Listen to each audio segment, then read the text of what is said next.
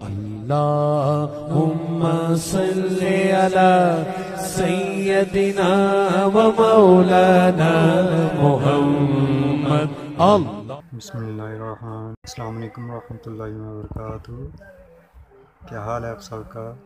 انسان کی زندگی میں جو چیزیں اسے بہت زیادہ نقصان دیتی ہیں اور بہت پیچھے چھوڑ دیتی ہیں، دنیاوی معاملات سے لے کر روحانی، اخلاقی، قلبی اور قرب الہی کے معاملات تک کو جو چیزیں نقصان پہنچاتی ہیں، ان میں ایک بڑی چیز غفلت ہے. ایک لفظ ہوتا ہے جو ہمیں اکثر سننے کو ملتا ہے کہ آپ کی توجہ نہیں ہے. یہ ڈھیر سارے لوگوں کا مطالبہ ہوتا ہے، اہل خانہ بھی مطالبہ کرتے ہیں، کئی موقع پر والدین بھی مطالبہ کرتے ہیں، غرباء بھی مطالبہ کرتے ہیں کہ امیروں کی ہماری طرف توجہ نہیں ہے.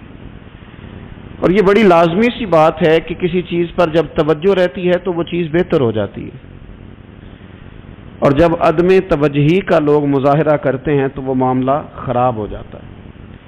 یہ جو عدم توجہ ہے اسی کو غفلت کہتے ہیں. اور جب انسان کے مزاج پر غفلت طاری ہوتی ہے اور غفلت اس پر پوری طرح غلبہ کر لیتی ہے تو پھر اس کی زرخیز زمین کو وہ بنجر کرتی ہے. غفلت انسانی دل کے لیے بڑی نقصان دہ چیز ہے اور انتہائی تکلیف اور ضرر کا باعث ہے. دلوں پر جو قحط نازل ہوتا ہے، قحط، ویران ہو جاتے ہیں دل، اور جو دلوں پر خشکی نازل ہوتی ہے کہ طبیعتیں خشک ہو جاتی ہیں، یہ غفلت کی وجہ سے ہوتی ہے. جو لوگ غافل ہو جاتے ہیں نا، اپنے معاملات کا دھیان نہیں رکھتے، دیکھیں نا، آپ کو کھانا کھاتے بھی غافل نہیں ہونا چاہیے.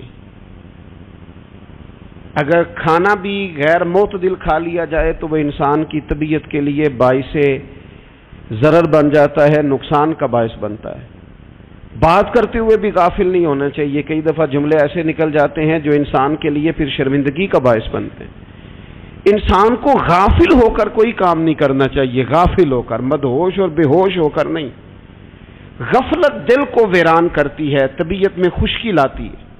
غافل کبھی نہ بنے. قرآن مجید فرقان حمید نے ارشاد فرمایا کہ اقترب للناس حسابہم، فرمایا لوگوں کے حساب کا وقت قریب آ گیا. وہم فی غفلت معرضون، اور وہ ابھی بھی غفلت میں منہ پھیرے ہوئے ہیں.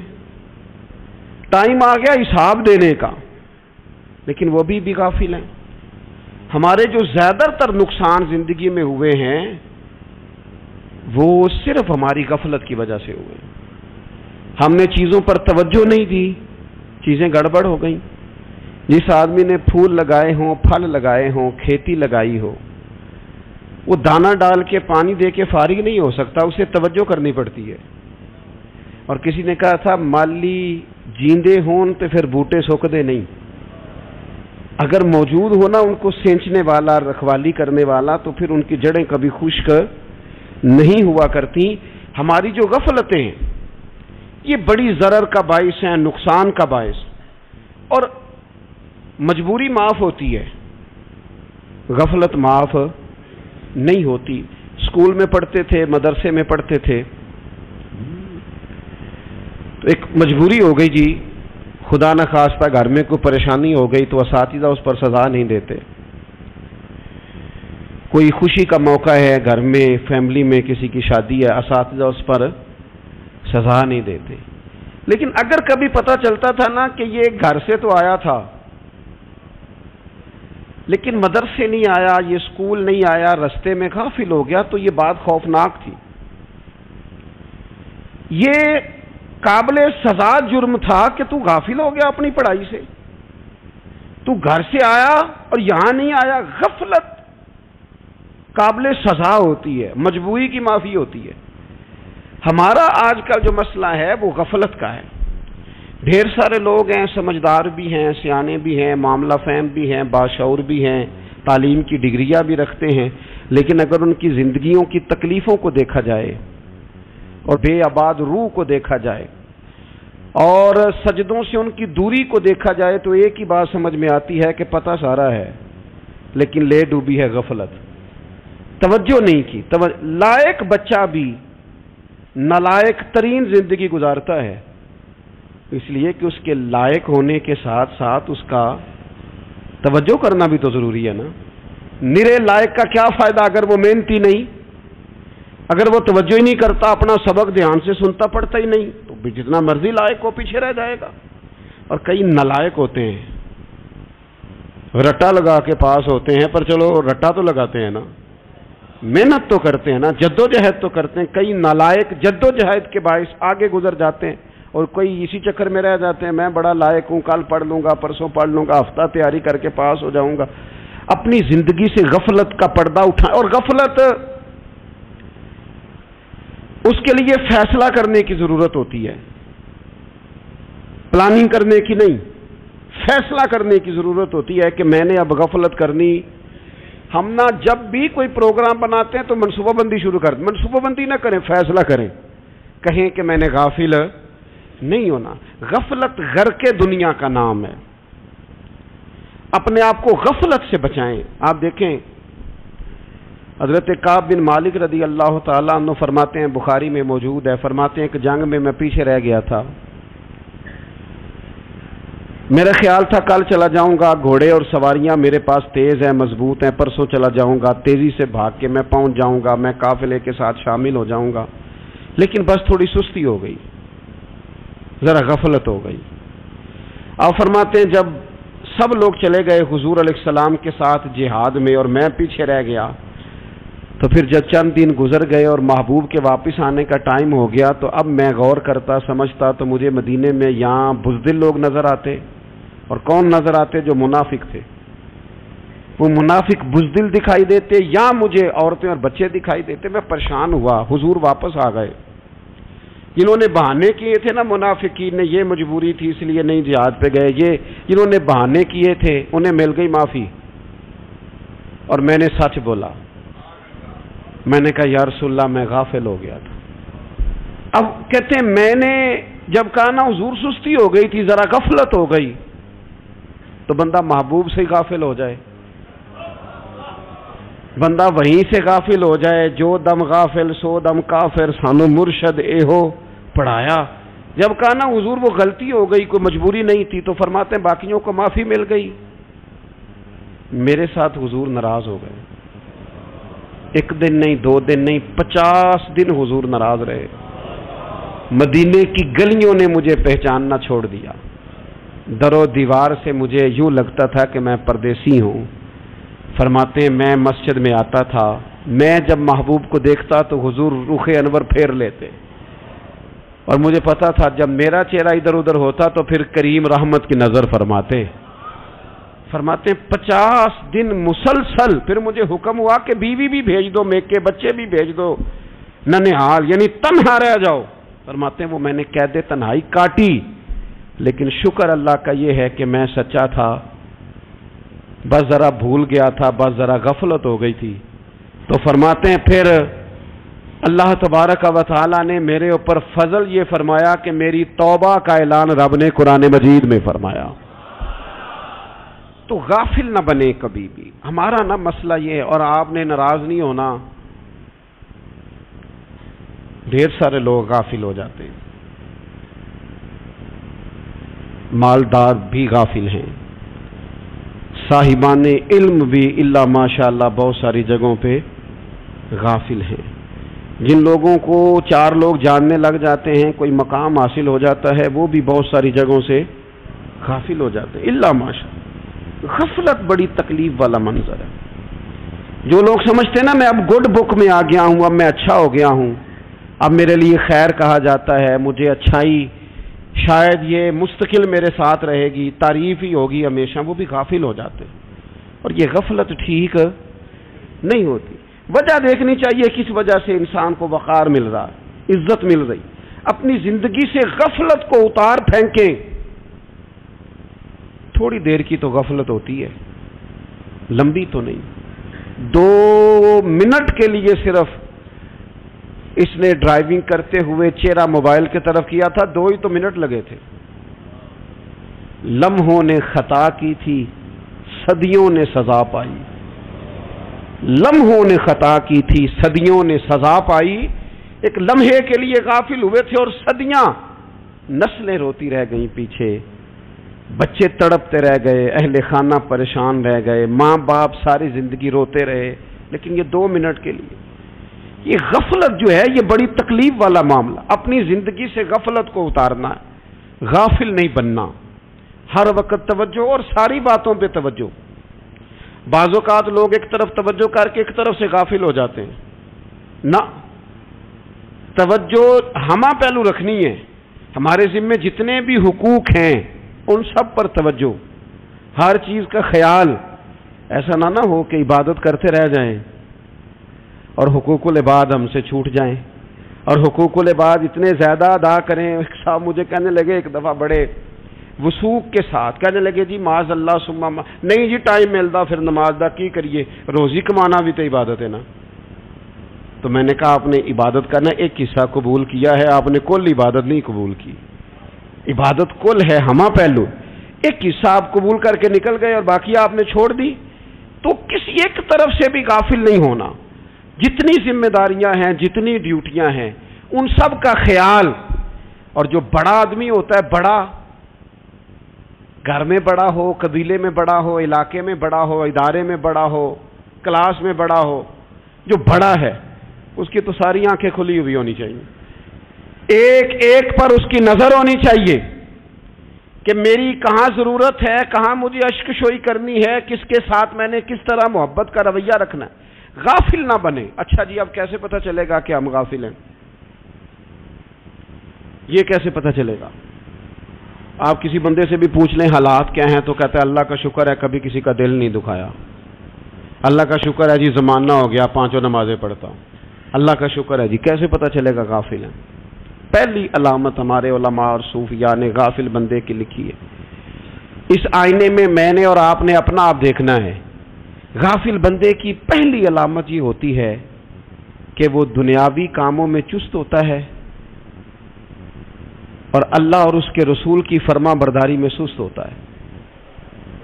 یعنی نماز کے وقت تو اسے نیند ستاتی ہے، پریشانی ہوتی ہے، لیکن اگر کسی جگہ مال مل رہا ہو، پیسے مل رہے ہوں، وہاں جانا ہو تو پھر اسے کوئی چیز بھی تنگ نہیں کر. دنیاوی کاموں میں چست ہوگا، یعنی ٹی وی کے آگے، موبائل کے آگے وہ گھنٹوں بیٹھا ہوا ہے. اور اگر اسے 25 منٹ قرآن پاک سننا پڑ جائے، اگر اسے 20 منٹ دینی محفل میں بیٹھنا پڑ جائے، اگر اسے کہا جائے کہ تو 20 رکعت نماز نفل ادا کر، دنیاوی کاموں میں چست ہے، دینی کاموں میں، یہ غفلت کی پہلی علامت. پھر ذاتی معاملات میں پیسہ خرچ کرنا ہو تو ڈھیر سارا ہے، کسی غریب کی مدد کرنی ہو تو. وہ ہمارے ایک دوست ہیں، وہ اکثر کہا کرتے ہیں، وہ کہتے ہیں آج کل کسی سے کہنا فلائی کام میں، دینی کام میں، کسی کی مدد میں کچھ 4 پیسے خرچ کرنے ہیں تو لوگ کہتے ہیں ہاتھ تنگ ہے. ہاں کوئی سستا پلاٹ ملتا ہو نا، اور اگر یہ سمجھ آ جائے کہ وہ مجبور ہے بیچارہ بیچنے والا، تو پھر کہتے ہیں میں 2-3 دوستوں کو پھاڑ لے سن. ذاتی کاموں میں جب بندہ چست ہو اور دینی کاموں میں سست ہو تو مطلب یہ ہے کہ بندہ غافل ہے. پہلی علامت غفلت کی. اور غفلت کی دوسری نشانی یہ ہے کہ انسان گناہ کے کاموں کو معمولی سمجھنے لگ جاتا ہے. یہ غافل بندے کی نشانی ہے. گناہ کو معمولی سمجھتا ہے، چھوٹا سمجھتا ہے. آج کل لوگ کہتے نہیں میں کو اکیلا کر رہا ہوں، ساری دنیا ہی کرتی ہے. اور جناب کیا ہو گیا، اگر یہ غلطی ہو گئی تو بندے سے ہو ہی جاتا ہے. گناہ کو معمولی سمجھنا، چھوٹا سمجھنا اور کہنا پھر کیا ہو گیا ہے، انسان سے غلطی ہو جاتی ہے. آپ دیکھ لیں کہ سینکڑوں بیسیوں گناہوں کا بوجھ ہمارے سروں پہ ہوتا ہے، لیکن کوئی ہمارا دبدبا ہے، کوئی ہماری گفتگو ہے، کوئی ہمارے جملوں میں خود پسندی ہے، کوئی ریاکاری ہے، کوئی تصنع ہے. یہ غافل بندے کی علامت ہے. نبی اکرم صلی اللہ تعالی علیہ وآلہ وسلم نے فرمایا مومن اپنے گناہوں کو پہاڑ کی طرح سمجھتا ہے. یہ بخاری میں حدیث ہے. مومن پہاڑ کی طرح جانتا ہے اور وہ ڈرتا ہے کہ کہیں وہ پہاڑ اس کے اوپر گر نہ جائے، یعنی کہیں مجھے میرے گناہ کی سزا نہ مل جائے. چھوٹے گناہ کو بھی پہاڑ جانتا ہے، یار مجھ سے غلطی ہو گئی، مجھے ٹھیک کر لینی چاہیے، مجھے معافی لے لینی چاہیے. مجھے توبہ کر لینی چاہیے. مومن اپنے اوپر گناہ کو پہاڑ کی جانب سمجھتا ہے. اور حضور علیہ الصلوۃ والسلام فرماتے ہیں کہ یہ جو فاسق اور فاجر ہوتا ہے نا، اللہ کا نافرمان، یہ گناہ کو مکھی کی طرح سمجھتا ہے. یہ سمجھتا ہے میں نے اشارہ کرنا ہے، مکھی نے اڑ جانا ہے. مومن کی علامت یہ ہے کہ وہ پہاڑ جانتا ہے اگر غلطی ہو جائے تو پہاڑ. امام اعظم ابو حنیفہ رحمۃ اللہ علیہ گزر رہے تھے تو بارش ہو گئی تھی اور کوفہ میں کیچڑ تھا، تو آپ نے جو جوتے پہنے ہوئے تھے ان جوتوں سے چلتے ہوئے نا آپ کے پاؤں سے کچھ مٹی اڑی، تو سامنے ایک یہودی تھا. اب اس زمانے میں دیواریں کچی ہوتی تھی، اس کے دیوار پر جا کے وہ مٹی جو تھی وہ لگ گئی. اب امام صاحب بڑے پریشان ہوئے کہ میں نے اس کی دیوار کو آلودہ کر دیا. یہاں تو لوگ اپنی اینٹیں رکھتے رکھتے کئیوں کی دیواریں توڑ ہی دیتے ہیں، اور پھر وہ اس پر ماننے کو بھی تیار نہیں ہوتے، تسلیم کرنے کو بھی تیار نہیں ہوتے. وہ کہتے ہیں پھر کیا ہو گیا، اب ہمارا یہاں گھر ہے تو ہم نے ٹرالی منگوانی نہیں تھی، ہمارا حق بنتا تھا. امام صاحب کے پیروں سے ذرا کیچڑ اڑا، یہودی کی دیوار پہ لگا، اس کی کچی دیوار تھی. امام صاحب پریشان ہو گئے، سوچنے لگے کہ اگر میں دیوار سے یہ کیچڑ اتارتا نہیں تو یہ بھی زیادتی ہے، میں نے اس کی دیوار کو گدلا کر دیا، اور اگر میں اتارتا ہوں تو کچھ مٹی اس کی دیوار کی بھی اتر جائے گی، کچی دیوار ہے، یہ بھی زیادتی ہے. مومن گناہ کو پہاڑ کی طرح سمجھتا ہے کہ کہیں گر نہ جائے، اس کی بھی کہیں سزا نہ مل جائے. امام صاحب نے اس کے دروازے پہ دستک دی، وہ باہر آیا تو اتفاق سے وہ آپ کا مقروض بھی تھا، اس نے پیسے دینے تھے. باہر نکلتے ہی کہنے لگا اوہ آپ تو قرض لینے آ گئے، میرے پاس تو ابھی گنجائش نہیں ادا کرنے کی. تو امام صاحب کہنے لگے تو قرض چھوڑ، وہ میں نے معاف کیا، میرے سے غلطی ہو گئی ہے. میں آ رہا تھا، لکڑی کے جوتے اس زمانے میں کھڑاؤں لوگوں نے پہنے ہوتے تھے، کہا وہ میرے پیروں سے ذرا کیچڑ اڑا ہے، تیری دیوار پہ لگ گیا ہے. اب میں بڑی دیر سے کھڑا سوچ رہا ہوں کہ اگر میں تیری دیوار صاف نہ کروں تو میں نے یہ میلی کر دی، گدلی کر دی، یہ بھی بات درست نہیں ہے، زیادتی. اور اگر میں اسے صاف کرتا ہوں کچی دیوار سے کچھ مٹی اتر جائے گی تو یہ بھی زیادتی ہے. اب تو بتا میں کیا کروں. تو بے موسمہ پھل تھا نا یہ، تو بے موسمہ پھل دیکھ کے بندہ حیران ہو جاتا ہے. جو باتیں روٹین میں نہ ہو رہی ہوں وہ ذرا انوکھی لگتی ہے، بندہ حیران ہو گیا. غور سے امام صاحب کا چہرہ دیکھنے لگا، غور سے چہرہ دیکھنے لگا، اور پھر تھوڑی دیر سوچنے کے بعد کہنے لگا حضور پہلے میں نے دین اسلام کے بارے میں پڑھا اور سنا تھا، آج میں نے دین دیکھا ہے. پہلے میں نے سنا تھا کہ دین اسلام اس طرح کا ہے، آج میں نے دین. ہم نہ پوری دنیا کے کافروں کو دین سنانا چاہتے ہیں، دکھانا نہیں چاہتے.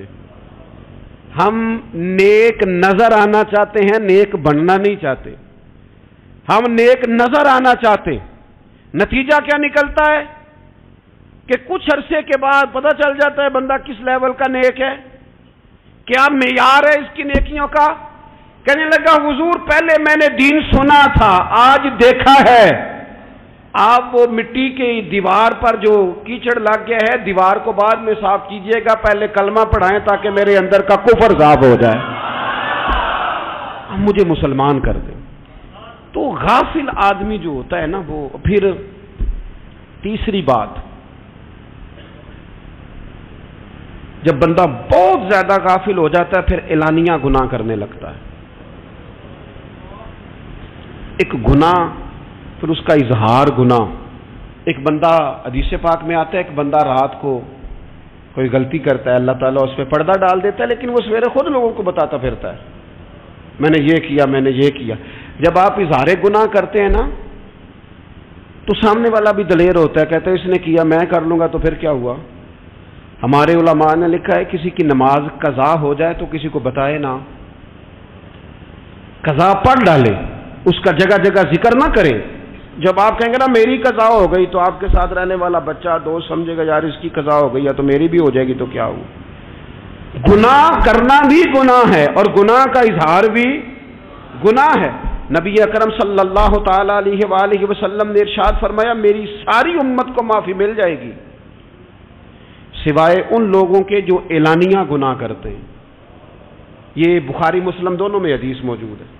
جو اعلانیہ گناہ، جنہوں نے خود ساری دنیا کو گواہ بنا لیا میں نے یہ بھی جرم کیا، یہ بھی کیا، یہ بھی کیا، یہ بھی کیا، خود انہوں نے لوگوں کے. بہت بڑے غافل آدمی کی علامت ہے کہ گناہ کرے اور پھر اوپر سے اعلانیہ گناہ کرے، اتنا بڑا جرم کرے۔ پھر چوتھی علامت اگر ہم دیکھنا چاہیں کہ ہم غافل تو نہیں، تو غافل بندے کی چوتھی علامت یہ ہوتی ہے کہ وہ فضول کاموں میں وقت بڑا ضائع کرتا ہے۔ فضولیات میں ادھر بیٹھے ہیں ادھر بیٹھے ہیں، یہاں گپ شپ ہو رہی ہے، وہاں موبائل دیکھا جا رہا ہے، پھر کچھ ٹائم ملا ہے تو پھر کہیں دور دراز کسی ہوٹل پہ کھانا کھانے چلے گئے، پھر کچھ ٹائم ملا تو چلو نکلتے ہیں ذرا کوئی ہفتہ سیر کر آتے ہیں، یہاں گپ شپ ہے، فلاں کو ڈسکس کر لیتے ہیں، فلاں کے بارے میں بات کر لیتے ہیں، سیاسی تبصرے کر لیتے ہیں، یہ تھوڑی گفتگو ہو جاتی، چلے محلے داروں پہ تبصرہ شروع کرتے ہیں، کون روٹی زیادہ کھا رہا ہے اور کس کے پاس پیسے زیادہ آ گئے، چلو جا کے پتہ کرتے ہیں۔ حالانکہ یہ پتہ نہیں کرنا چاہیے تھا، پتہ تو اس کا کرنا چاہیے تھا جو بیچارہ کل سے بھوکا ہے، خبر تو اس کی رکھنی چاہیے تھی جس بیچارے کے گھر میں بچوں کے لیے پہننے کو کپڑے موجود نہیں ہیں۔ اس پر تبصرہ یہ کرتے ہیں کہ یہ محنت کیوں نہیں کرتے، اور اگر کسی پر اللہ عطا کر دے پھر حساب ضرور لگاتے ہیں کہ ذرا معلومات کرو یہ اتنی جلدی آگے کیسے نکل گئے۔ غافل بندے کی علامت ہے وقت کا ضائع کرنا اور فضول کاموں میں ضائع کرنا اور بلا وجہ ضائع، اور ایسے سوالات کرنا جن کی ضرورت ہی کوئی نہیں، بالکل ضرورت ہی نہیں، کوئی مطلب ہی نہیں، لیکن ہم لوگ وقت ضائع، یہ غفلت کی علامت، غفلت۔ اللہ والوں کی علامت کیا تھی؟ ایک بات انہوں نے زندگی میں لے لی، سیکھ لی، پھر ساری زندگی اسی پہ گزار دی۔ ان کا ارادہ تھا نا کشکول سیدھا کیا۔ کچھ لوگ ساری زندگی لیکچر قبول لے لے کے سن کے پھر بھی سمجھنے کو تیار، یہ غافل دل کی علامت ہے۔ اس لیے نبی پاک صلی اللہ تعالی علیہ وسلم نے فرمایا دو نعمتیں ایسی ہیں جن میں اکثر لوگ غفلت میں ہیں، ایک صحت اور دوسری فراغت۔ لوگ بلا وجہ وقت ضائع کرتے ہیں۔ اللہ نے صحت دی ہے، کسی خیر کے کام میں لگائیں۔ اگر آپ کے پاس فارغ وقت ہے تو قرآن پاک کو یاد کریں، ترجمہ اور تفسیر سے پڑھیں، محبوب پاک علیہ السلام کی احادیث کو یاد کریں، اللہ والوں کی باتیں سنیں۔ وقت ملے تو عبادات میں لگائیں، نوافل میں لگائیں، تلاوت میں لگائیں، ذکر اذکار میں لگائیں، اور پھر اللہ مزید توفیق عطا کرے تو کسی کے بھلے میں وقت لگائیں، گلی سے کوئی کانٹا اٹھائیں، کوئی روڑا اٹھائیں، کوئی کسی کی مدد کریں۔ لیکن یہ غافل ہونے کی علامت ہے کہ اپنے وقت کو ضائع کرنا۔ اور پھر اسی طرح غفلت کی پانچویں علامت یہ ہے کہ اگر بندے کو دنیا سے پورا پیار ہو جائے، یعنی شب قدر میں بھی آ کے کہتا ہے یا اللہ کبھی پیسے دے دینا، شب برات والے دن بھی کہتا ہے کہ مالک اگر کبھی کوئی ایسا سبب لگ جائے نا، یعنی بیت اللہ شریف کے سامنے کھڑے ہو کے بھی اگر اس نے مال ہی مانگنا ہے وہاں بھی اس نے یہی سوال کرنا ہے، حب پہ دنیا اتنی غالب آ جائے، تو یہ غافل ہونے کی علامت۔ دنیا ضرورت ہے، مقصد نہیں ہے، دنیا کی حاجت ہے، مقصد نہیں ہے، یہ مقصود نہیں۔ اور جب لوگ فقط دنیا کے مال کو، دولت کو، نبی پاک علیہ السلام نے فرمایا وہ لعنتی ہے جو درہم اور دینار کا بندہ بن گیا ہے، پیسوں کا بندہ بن گیا ہے، مل جائے تو خوش ہوتا ہے، نہ ملے تو تکلیف میں آ جاتا ہے۔ یہ غافل بندے کی علامت۔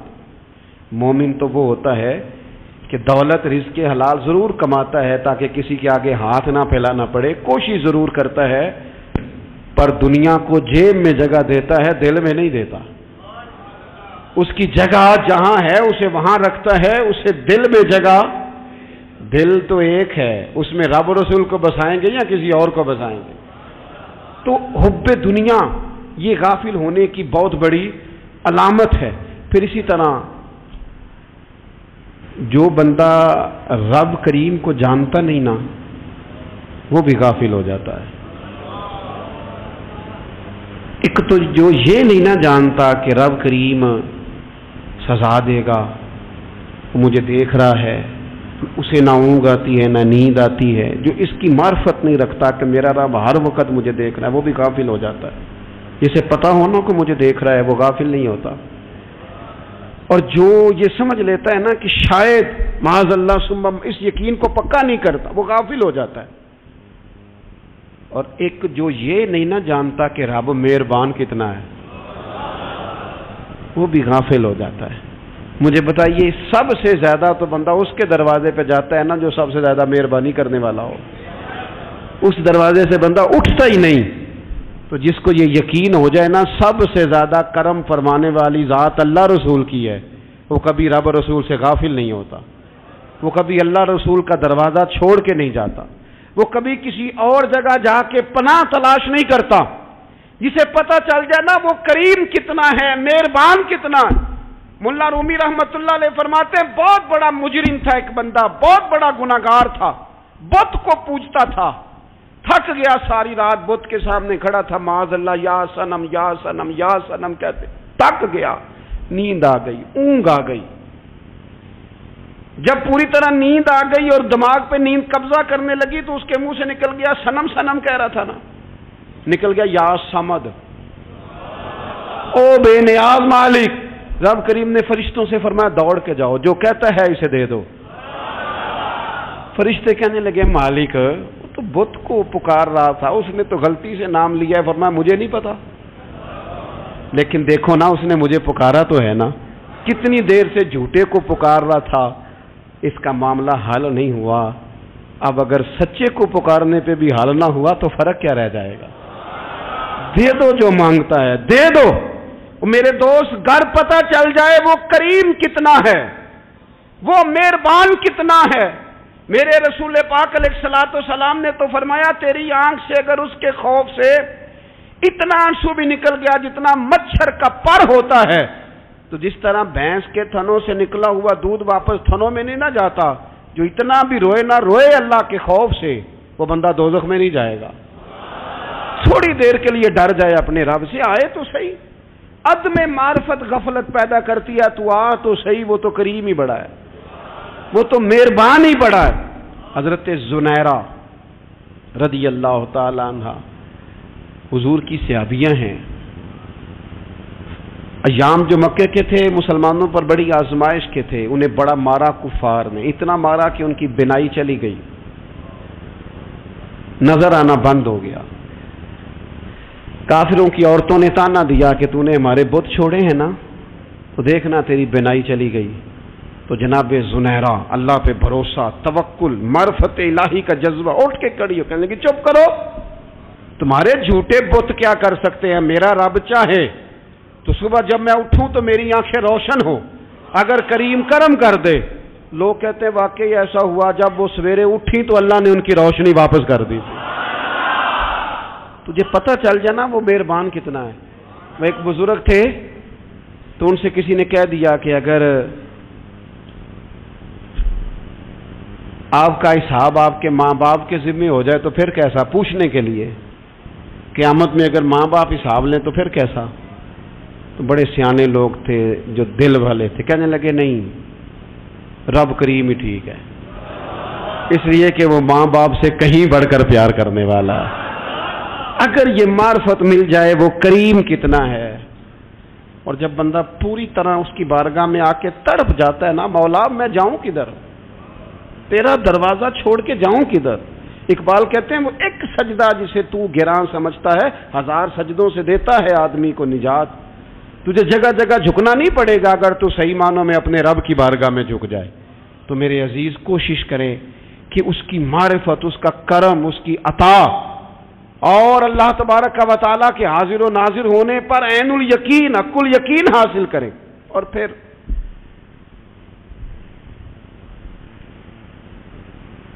آٹھویں بات یہ ہے کہ غافل لوگوں کی صحبت بھی بندے کو غافل کر دیتی ہے۔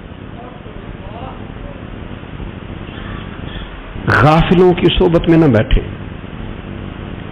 ان کی صحبت میں بیٹھے، ان کے پاس بیٹھنے سے دل میں رب رسول کی محبت پیدا ہوتی ہے۔ غافلوں سے بچیں۔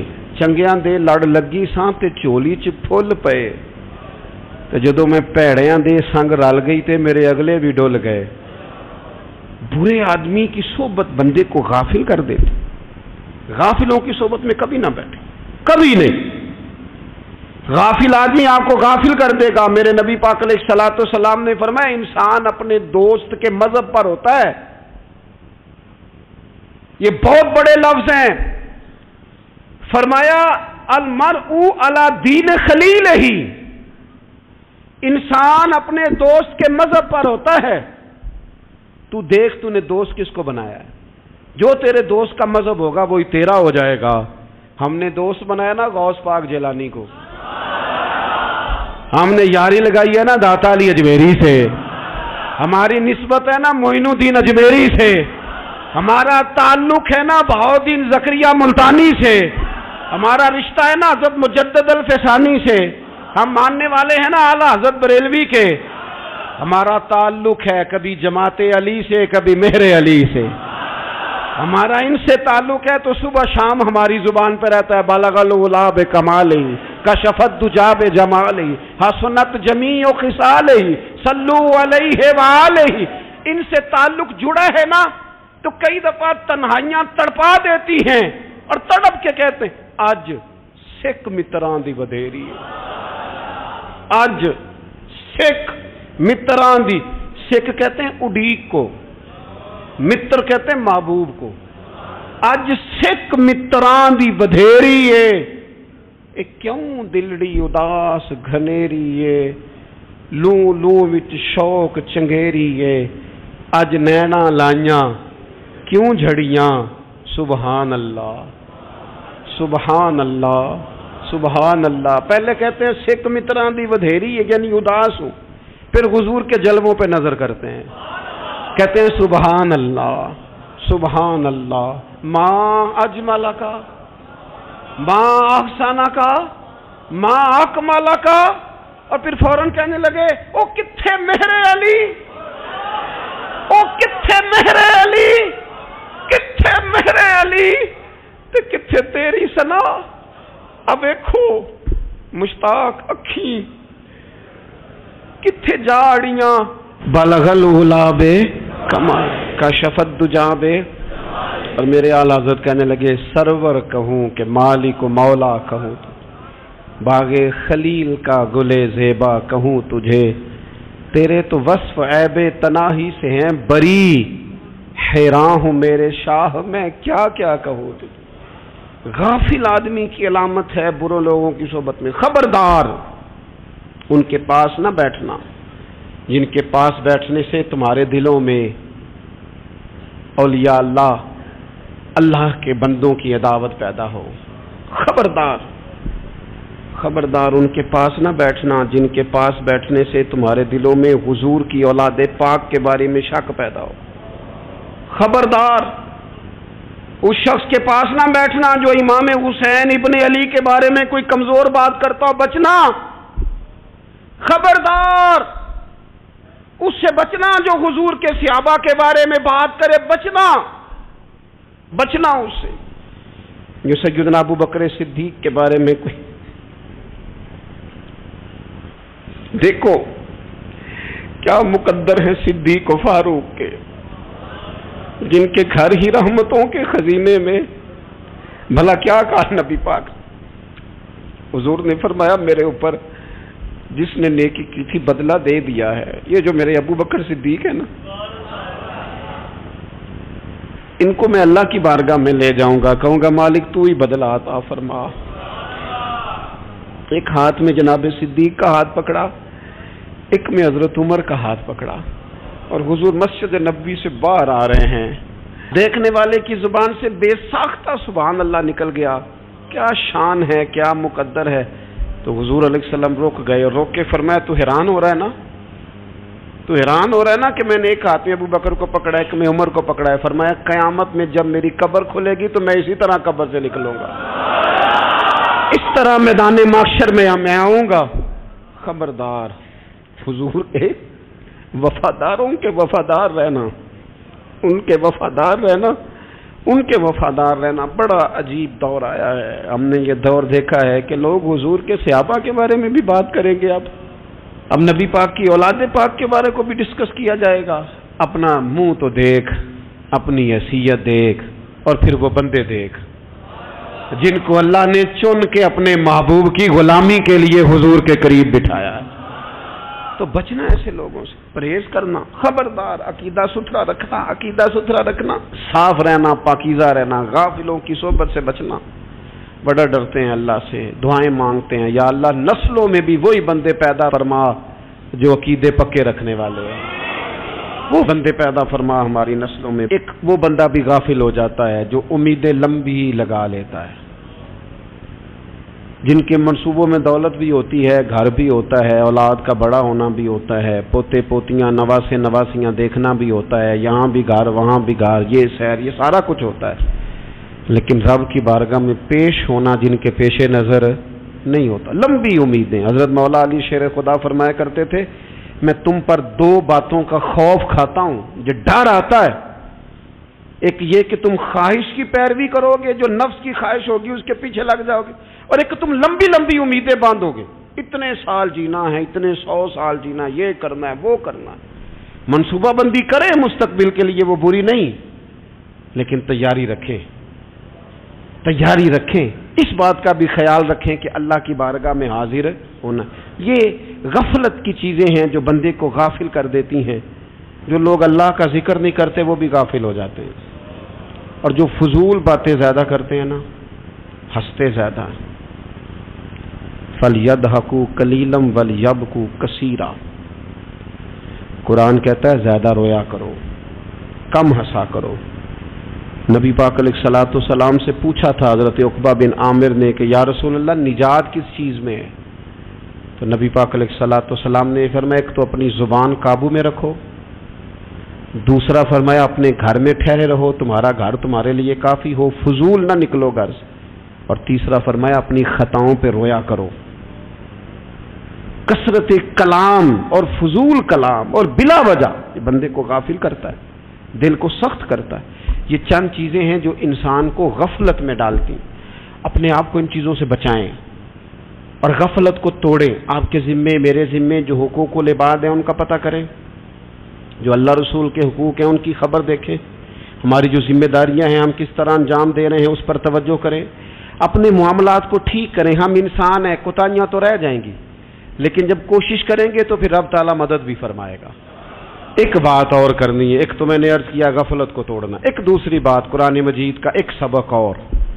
جب غفلت توڑنی ہے تو پھر لازمی طور پر ایک کام کرنا پڑے گا. میں نے یہ عرض کیا تھا کہ پلاننگ نہیں کرنی، فیصلہ کرنا ہے. تو فیصلہ کرنا ہے تو کرنا کیا ہے؟ پھر قرآن حکیم نے سورہ بقرہ میں کہا فاستبقوا الخیرات، یعنی تم نیکیوں کی طرف دوڑو، جلدی جلدی نیکیاں کرو، فٹافٹ، دیر نہ کرو. فٹافٹ سے مراد یہ نہیں کہ نیکی جلدی جلدی کر جاؤ، یعنی ٹال مٹول نہ کرو خیر کے کام میں. کل کریں گے، پرسوں کریں گے، عمرہ کر رہے ہیں پھر نیکی ہیں، حج کر رہے ہیں پھر نیکی ہیں، بچے بیال ہوں پھر میں نیک ہوں. یہ تھوڑا سا یہ کام ٹال مٹ. فاستبقوا الخیرات، نیکیوں کی طرف دوڑو، جلدی کرو، بھاگو. نبی پاک صلی اللہ تعالی علیہ وسلم نے فرمایا 5 چیزوں سے پہلے غنیمت جانو. حضور علیہ الصلوۃ والسلام فرمانے لگے ایک تو تم جوانی کو نہ بڑھاپا آنے سے پہلے غنیمت سمجھ لو. نبی کریم صلی اللہ تعالی علیہ وآلہ وسلم ارشاد فرمانے لگے کہ اپنی صحت کو غنیمت جان لو بیماری آنے سے پہلے. پھر حضور علیہ الصلوۃ والسلام فرمانے لگے اگر اللہ نے تمہیں مال دیا ہے، وسعت دی ہے، تو نیکی کر لو، خرچ کر لو اللہ کے راستے. خدا نہ خواستہ تم پر غریبی آ جائے. اور پھر حضور سید عالم صلی اللہ تعالی علیہ وسلم فرمانے لگے اگر تمہیں اللہ نے کچھ فراغت دی ہے، بہت زیادہ مصروف نہیں ہو، تو غنیمت جان لو، جلدی سے نیکی کر لو قبل اس کے کہ تم مشغول ہو جاؤ. اور 5ویں بات حضور نے بیان کی، فرمایا زندگی کو غنیمت جانو موت آنے سے پہلے. جلدی سے نیکی کر لو. نیکی کے لیے ساری زندگی منصوبہ بندی نہ کرتے رہو. نیکی کے لیے دیکھو نا، ہماری زندگی میں یہاں دنیا میں رہ کے چند منٹوں میں وہ نیکی کی جا سکتی ہے جو قیامت کے بعد صدیوں کا ہمارا فائدہ کرے گی، صدیوں کا فائدہ کرتے نہیں. پلاننگ کر رہے ہیں، منصوبہ بندی کر رہے ہیں، بس تیاری کر رہے ہیں، بس حضرت آپ دعا کر دیں، اللہ تعالیٰ دعائیں بھی قبول فرمانے والا ہے. لیکن جو نیکی نصیب ہوتی ہے اسے جلدی سے کر گزریں، اسے فٹافٹ کریں. میں ایک گاؤں میں گیا، اب تو خیر وہ دور نہیں رہا، یہ 10-15 سال 20 سال پہلے نا جو نوجوانوں کی مصروفیات ہوتی تھیں ان میں سے ایک مصروفیت یہ ہوتی تھی کہ گندم لے کے چکی پہ جانا ہے، آٹا پسوا کے لانا ہے. یہ ایک بڑی، چونکہ سبھی گھروں کے اندر سال کے لیے گندم سٹاک کر لی جاتی تھی، تو گندم لے کے جانا یہ ایک ڈیوٹی ہوتی تھی. ایک نوجوان ایک گاؤں میں اس کی مجھے تعریف سننے کو ملی. تو ایک بوڑھی اماں کہنے لگی یہ تو بڑا نصیباں والا ہے, سارے دا آٹا پیا لے ہوندا ہے. اور آتے جاتے پوچھ لیتا ہے کہ اماں کوئی, کہنے لگی میرے بچے باہر ہوتے ہیں, یہ مجھے دوائی بھی لا دیتا ہے شوگر کی, میں مریضہ ہوں. یعنی خیر جتنی ہو سکے جتنی.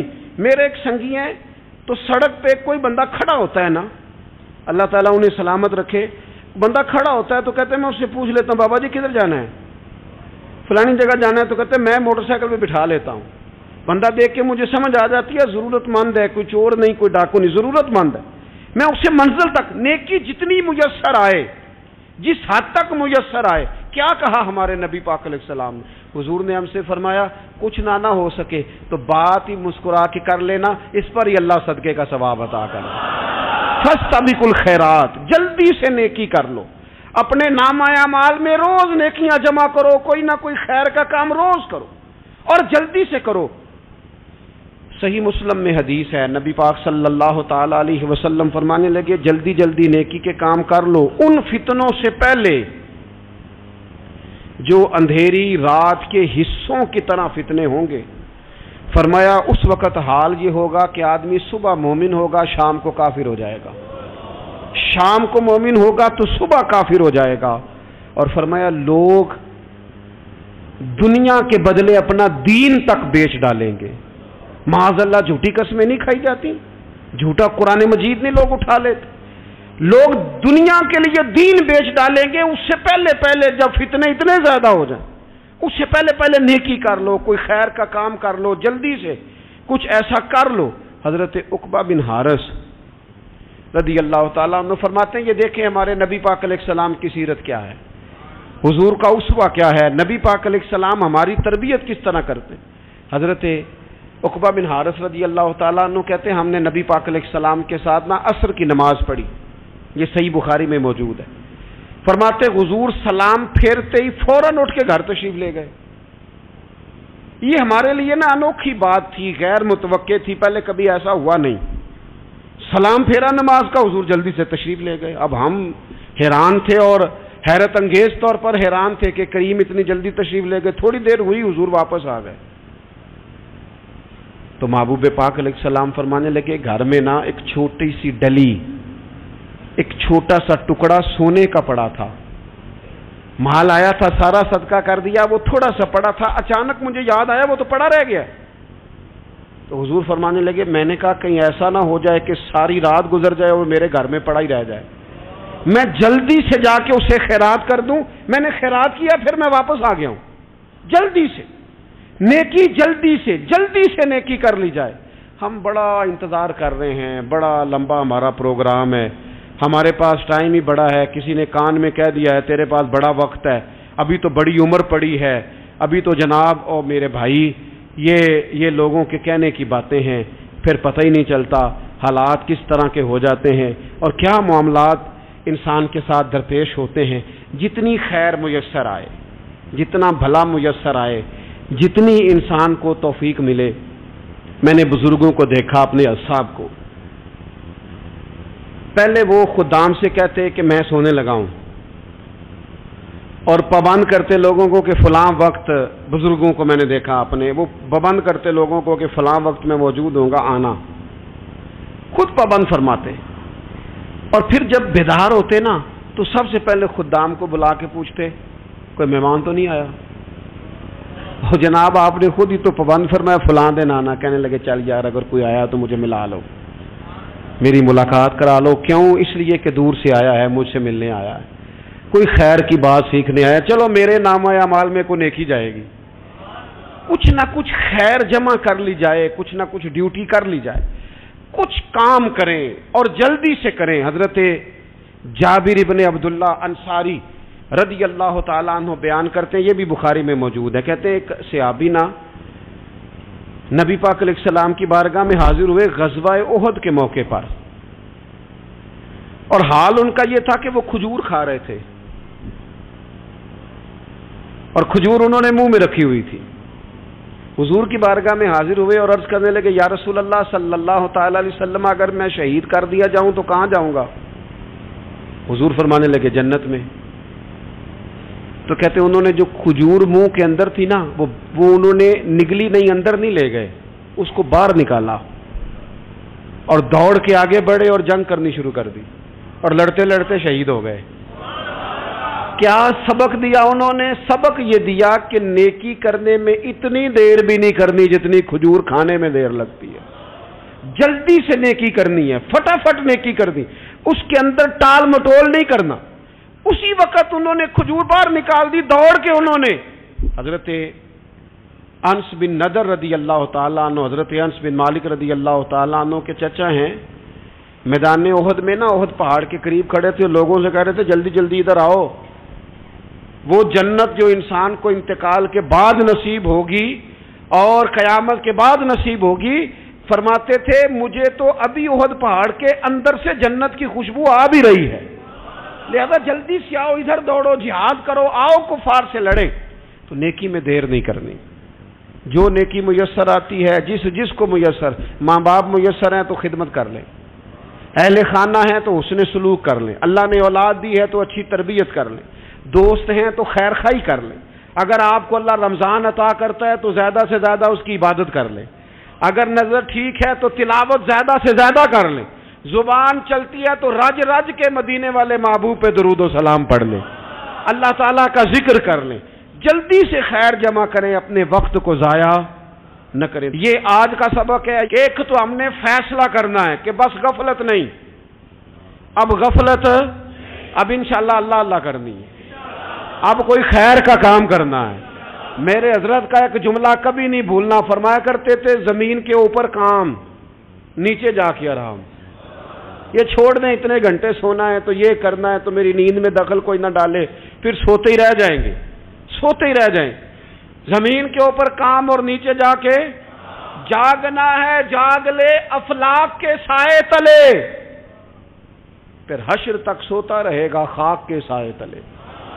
اب جاگ لے افلاک کے سائے کے نیچے، جاگ، کھول آنکھیں، ہر وقت کا سونا، ہر وقت سونا، ہر وقت جو اپنے آرام کی فکر کرنا، اس سے نکل آئیں اور اچھا کھانا اور اچھا پہننا اور بس اپنی مرضی کی زندگی من چاہی جینا، اس سے باہر آئیں، فیصلہ کریں، فیصلہ کہ اب غفلت نہیں کرنی، اگر اللہ نے کوئی صلاحیت دی ہے تو اسے دین کے کام پہ لگانا ہے، کوئی ڈیوٹی کرنی ہے، کوئی خدمت کرنی ہے۔ دیکھو خدمتیں ہو رہی ہیں، صدیق اکبر مال دے رہے ہیں، عثمان غنی مال دے رہے ہیں، مولا علی نے تلوار پکڑی ہے، میدان میں جا رہے ہیں، فاروق اعظم گلی گلی نگر نگر رسول اللہ کے دین کی پہرے داری کر رہے ہیں، حضرت جناب سیدنا سلمان فارسی ابو ذر غفاری حضور کی مسجد میں جھاڑو دے رہے ہیں، اور بلال حبشی